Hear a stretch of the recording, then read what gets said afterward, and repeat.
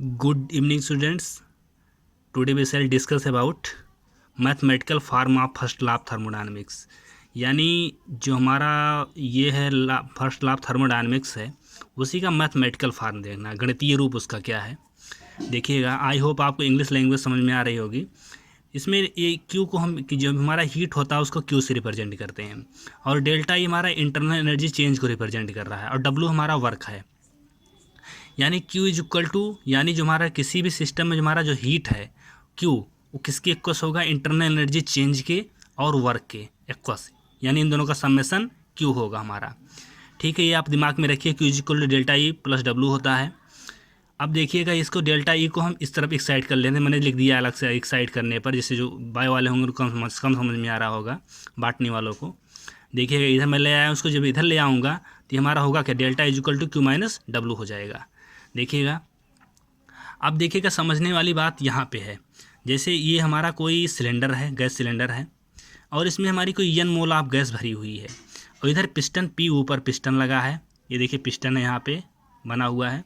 अब पिस्टन से क्या प्रेशर हम अप्लाई करके इसमें यहाँ पे किसी गैस को हम सील कर दिए हैं, और नीचे से हम Q अमाउंट ऑफ हीट दे रहे हैं। पहले स्टार्टिंग में जब Q अमाउंट ऑफ हीट नहीं दिए थे, ये नहीं लगाए थे, तब हमारा क्या था, यहाँ पे हम मान रहे हैं कि हमारा वॉल्यूम V था, लेकिन हम देख क्या रहे हैं, जैसे इसको Q अमाउंट ऑफ हीट दे रहे हैं तो हमारा गैस जो है, और गैस हमारा जो है मूव करेगा क्या, ये हमारा एक्सपैंड करेगा, यानी फैलेगा, यानी इस पिस्टन को ऊपर तरफ मूव कराएगा। देखिएगा मैंने एक शब्द आपको जोड़ा नहीं इसमें, जो हमारा पिस्टन है ये वेटलेस है और फ्रिक्शनलेस पिस्टन है, और पिस्टन से हमेशा हम क्या करते हैं, प्रेशर को अप्लाई करते हैं। क्या करते हैं हम, मैंने बोला कि पिस्टन से प्रेशर अप्लाई करते हैं, और ये वेटलेस, ऐसा हमारा पिस्टन है वेटलेस है और फ्रिक्शनलेस है, यानी इसमें ये जो दीवार है सिलेंडर की, इसमें फ्रिक्ट नहीं करेगा। तो हम क्या करें, जब Q अमाउंट ऑफ हीट देंगे तो हमारा जो वॉल्यूम, अभी जो गैस हमारी इतनी दूर में थी, इतनी डिस्टेंस हमारी ट्रेवल कर रही थी, अब हमारे जो Q अमाउंट ऑफ हीट देंगे, हीट देने से जो गैस के एटम्स रहेंगे वो एक्सपैंड करेंगे, मूव करेंगे, दूर दूर भागे, यानी कि उनके क्या होगा, एंट्रोपी क्या होगी, रैंडमनेस इंक्रीज़ कर जाएगा। यानी हमारी पिस्टन जो होगी हमारी, वो ऊपर की तरफ मूव करेगा। जब इधर मूव करेगा, अब तक गैस इतने में थी तो इतनी दूर में अब चली गई, इतने एरिया को कवर किया, इतने वॉल्यूम में हो गया, यानी मैं मान रहा हूँ वॉल्यूम में चेंज डेल्टा V हो गया। अभी देखिएगा आगे आएगा। तो अब देखिएगा, एक दिमाग में अब और बात रखिएगा, जब फिजिकल केमिस्ट्री आप पढ़ रहे हैं, फिजिक्स वाले जानते होंगे, जब work done by the system होता है तो वर्क हमारा हमेशा निगेटिव होता है किसी भी सिस्टम पे, और जब work done on the system होता है तो हमारा वर्क क्या होता है, पॉजिटिव होता है। अभी देखिए W इज इक्वल टू किसके है, माइनस P डेल्टा। अभी मैंने P प्रेशर अप्लाई किया है और मैंने माइनस लगाया, डेल्टा भी मैंने वॉल्यूम में चेंजिंग डेल्टा भी हुआ, मैं कंसीडर कर रहा हूँ, और एक चीज़ मैंने माइनस लगाया। अब आप देखिए यहाँ पे Q अमाउंट ऑफ हीट दिए, यानी जो हमारी गैस थी ये हमारी वर्क कर रही है, पिस्टन को ऊपर की तरफ मूव करा रही है, यानी work done by the system यहाँ हो रहा है, इसलिए वर्क को हम यहाँ पे माइनस P डेल्टा V लिख रहे हैं। अब देखिएगा, अगर हमारा W is equal to minus P delta V हो गया है तो इसी फार्मूले में ला के रख देते हैं, delta is equal to Q minus W है, तो यहाँ पहले लेते हैं delta is equal to Q minus P delta V वाली फार्म लिख लेते हैं। उसके बाद मुझे पता है minus P delta V work done by the system यहाँ पे है, तो हम क्या कर रहे हैं, यहाँ पर भी है, कोई दिक्कत नहीं, चाहे इसमें कंसीडर हो चाहे इसमें, दोनों एक ही है, केवल इसमें अलग अलग दिखाया गया है। अब यहाँ पे Q माइनस, अब यहाँ से माइनस हो जाएगा बीच में, क्यों, क्योंकि work done by the system था। अब देखिए इधर माइनस है, इधर माइनस है, इसको जो ओपन करेंगे delta is equal to Q plus W हो जाएगा।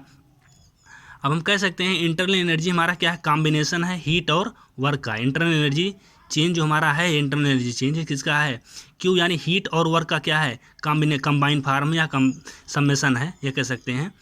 अब देखिएगा, अगर मैं यहाँ पे, अब फिर यहीं से फार्मूला हमारा हो जाता है कंप्लीट, लेकिन आप देखिएगा मैं मान रहा हूँ, अगर यहाँ पे Q अमाउंट आप, अगर मैंने हीट दिया Q1, अगर मैं Q1 अमाउंट हीट दी इस गैस को मैंने दिया, और वॉल्यूम में चेंज जीरो रहे, यानी डेल्टा V क्या हो जाए, जीरो हो जाए, कोई चेंज ना हो, उस कंडीशन पर हमारा होगा क्या, डेल्टा इज इक्वल टू हमारा Q, ये W तो हमारा, तो जब ये डेल्टा वॉल्यूम में चेंज जीरो हो गया, यानी वॉल्यूम हमारी चेंज, इतना चेंज हुआ ही नहीं Q अमाउंट ऑफ हीट देने के बावजूद भी, तो हमारी डेल्टा भी जीरो हो गई। अगर तो W वर्क, हमारा वर्क जो हमारा वर्क डन क्या होगा, वो भी हमारा जीरो होगा। वो कब होगा, एट कांस्टेंट वॉल्यूम पर होगा, क्योंकि वॉल्यूम में कोई चेंज हुआ ही नहीं। जब मैं कंसीडर कर रहा हूँ, मैंने अगर Q1 अमाउंट ऑफ हीट दिया, वॉल्यूम में कोई चेंज नहीं हुआ, डेल्टा भी जीरो हुआ, तो वर्क डन क्या होगा, वो भी हमारा किसी भी सिस्टम के द्वारा उस समय हमारा क्या होगा, ज़ीरो हो जाएगा।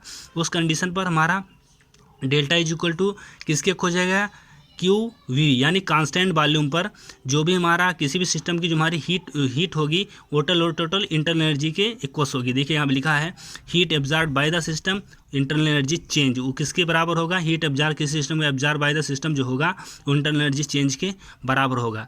इस फार्मूले को ध्यान में रखिएगा। कभी कभी एग्जाम में पूछता है delta is equal to Q minus W भी होता है, delta is equal to Q plus W भी होता है, क्योंकि हम जान रहे हैं इंटरनल हमारी जो एनर्जी है एक फार्म से दूसरे फार्म में कन्वर्ट होती रहती है। फर्स्ट लॉ ऑफ थर्मोडायनेमिक्स है, फर्स्ट लॉ ऑफ थर्मोडायनेमिक्स यही कहता है energy neither can be create nor be destroy but it may can change one form to another form. देखिएगा इसी हीट का किस तरह से हम जिसको कन्वर्ट कर रहे हैं और किसी भी जो हमारा जो कांस्टेंट वॉल्यूम पर जो हमारी किसी भी सिस्टम की हीट होगी वो टोटल किसके इक्वल्स होगी, इंटरनल एनर्जी चेंज के इक्वल्स होगी। Thanks for watching.